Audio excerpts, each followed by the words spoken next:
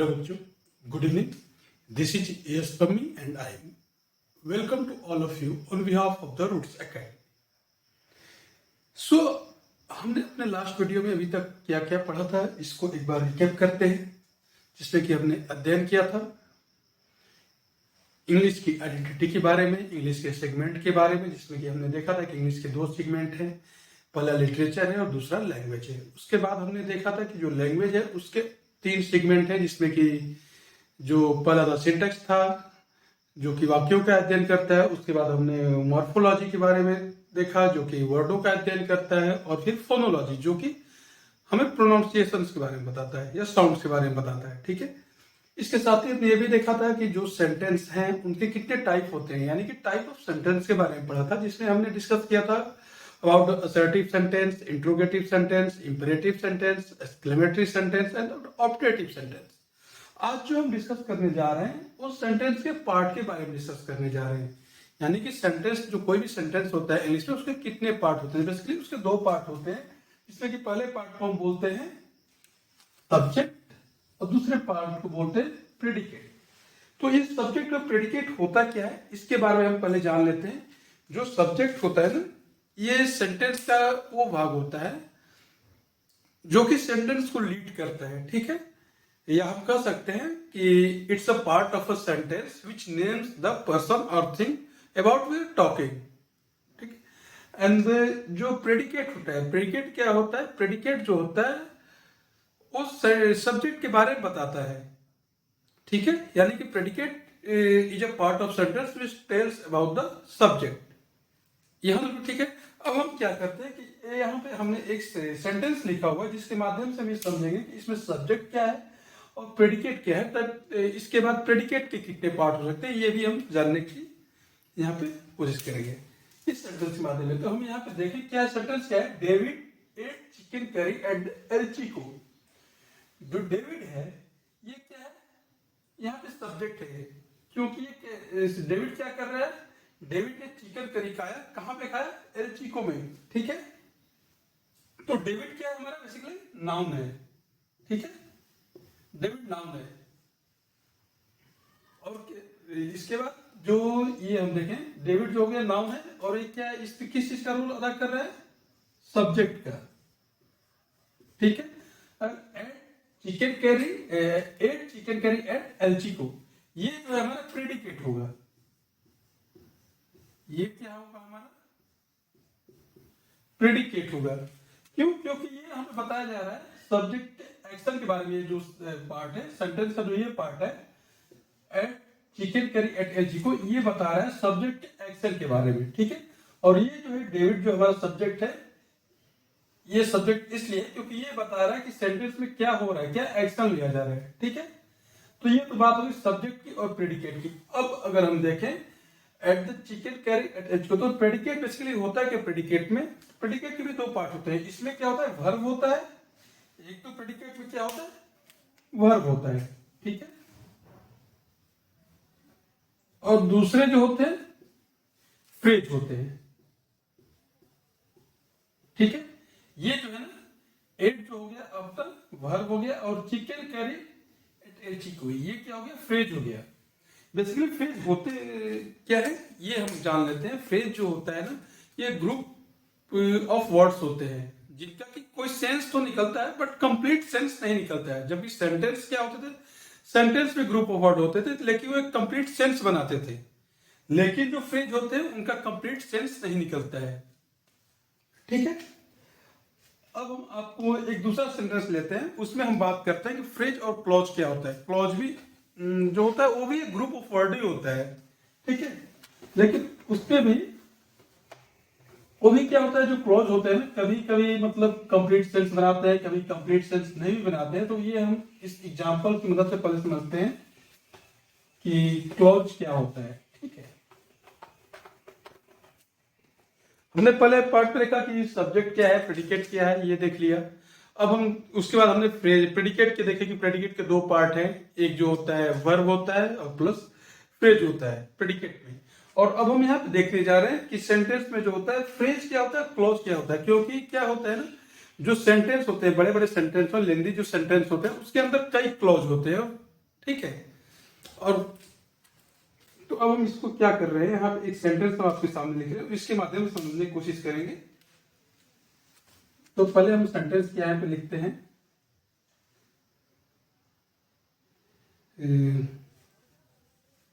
Ram it's cake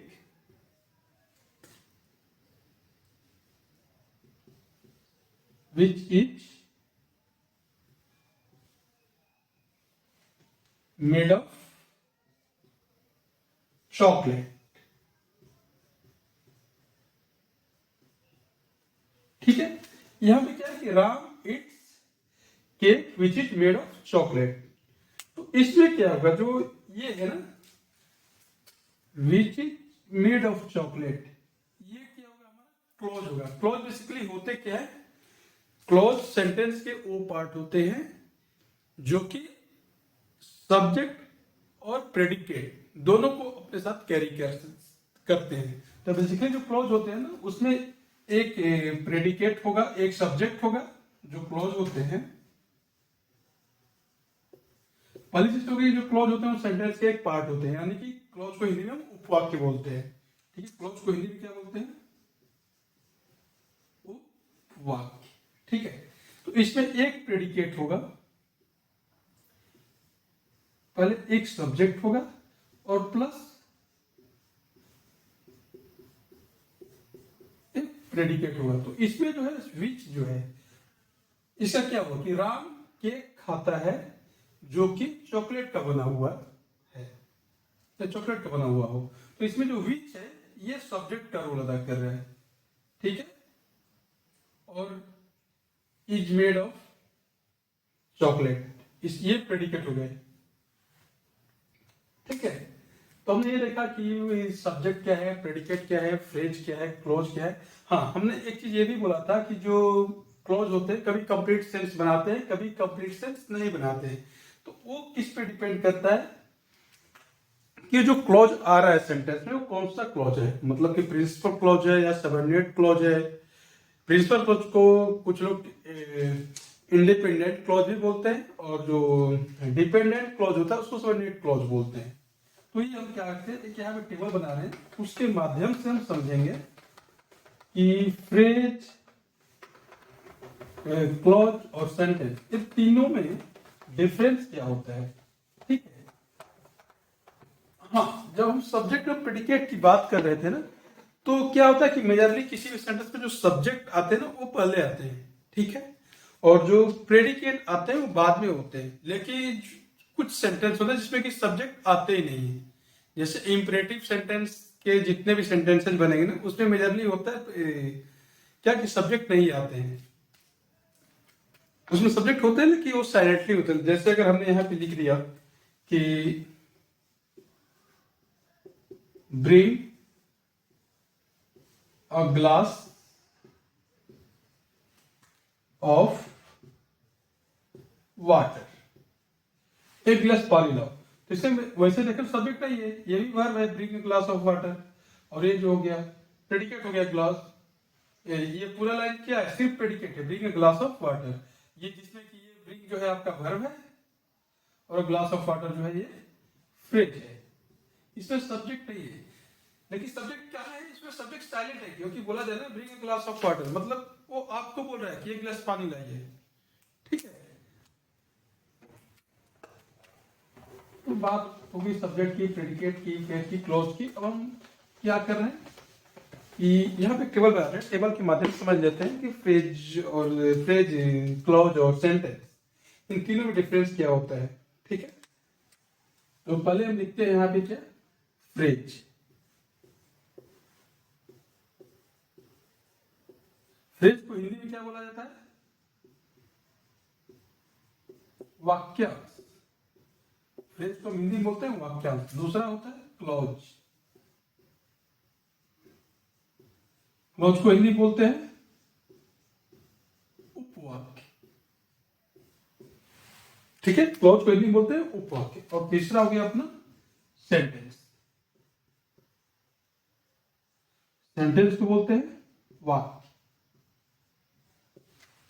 क्या करेंगे, stable presence तीनों में मेजर जो डिफरेंस है वो हम समझने की कोशिश करेंगे। ठीक है, तो फ्रेज जो होता है, पहला तो ये हो गया कि फ्रेज जो होता है ग्रुप ऑफ वर्ड्स। ठीक है, ये भी जो क्लॉज होता है ये भी क्या होता है, ग्रुप ऑफ वर्ड्स होता है।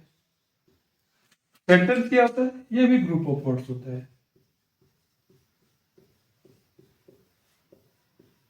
तो ये तो होगी भाई कि तीनों जो है ग्रुप ऑफ वर्ड है, यानी कि शब्दों के समूह है, चाहे फ्रेज हो या क्लॉज हो या सेंटेंस हो।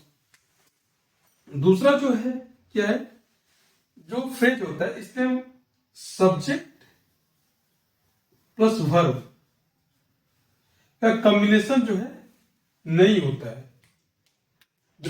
इसमें क्या है, सब्जेक्ट और वर्ब के कॉम्बिनेशन नहीं होते हैं, जबकि क्लॉज में क्या होता है, सब्जेक्ट प्लस वर्ब का कॉम्बिनेशन जो है होता है। ठीक है, वैसे ही वाक्य में भी क्या होता है, सब्जेक्ट प्लस वर्ब के कॉम्बिनेशन होते हैं। ठीक है, अब तीसरा डिफरेंस ये होगा, जो फ्रेज होता है मेक्स सेंस, मतलब इनका कुछ अर्थ निकलता है बट नॉट कंप्लीट सेंस। मतलब जो फ्रेज होंगे वो सेंस तो उनका कुछ ना कुछ होता है, निकलता है, लेकिन वो कंप्लीट सेंस नहीं निकलता है। क्लॉज जो होते हैं इनमें क्या होता है, मेक्स कंप्लीट सेंस। सेंटेंस क्या होता है, ये भी कंप्लीट सेंस बनाता है, यानी कि makes complete sense.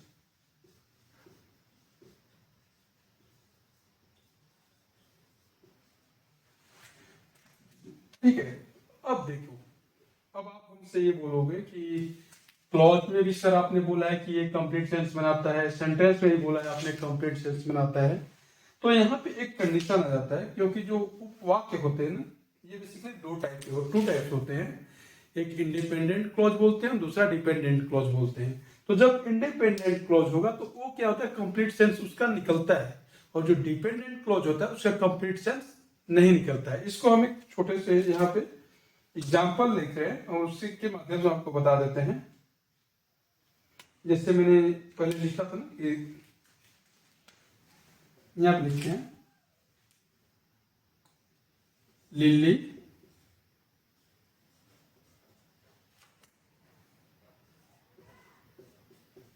It's cake,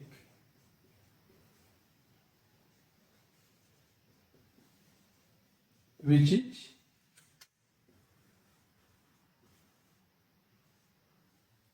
made of vanilla।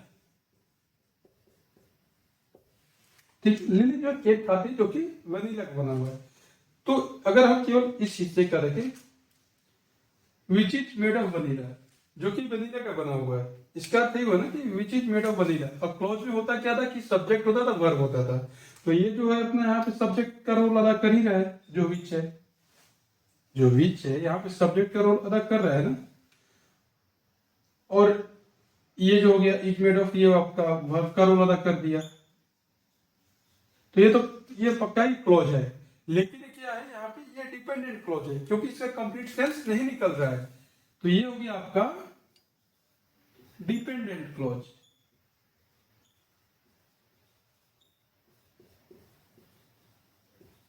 और ये जो लिली इट्स के, लिली केक खाती है, ये आपका होगा यहाँ पे इंडिपेंडेंट क्लॉज।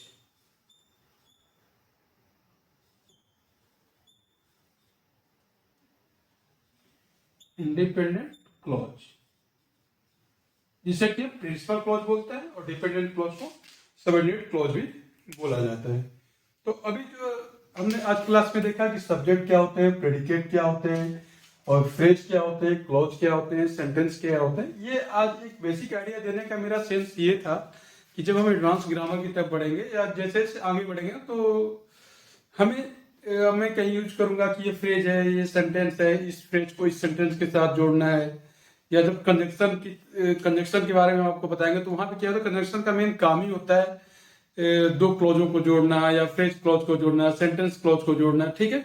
तो इसलिए हमने ये बता दिया आज की आपके दिमाग में एक बेसिक आइडिया बना रहे कि फ्रेज क्या है, सेंटेंस क्या है, क्लॉज क्या है। नहीं तो उसमें जब हम पढ़ाना शुरू करेंगे तो सब सारी जो बातें हैं ना सर के ऊपर से निकलना शुरू हो जाएंगी, ठीक है। तो आज के लिए इतना है, थैंक यू।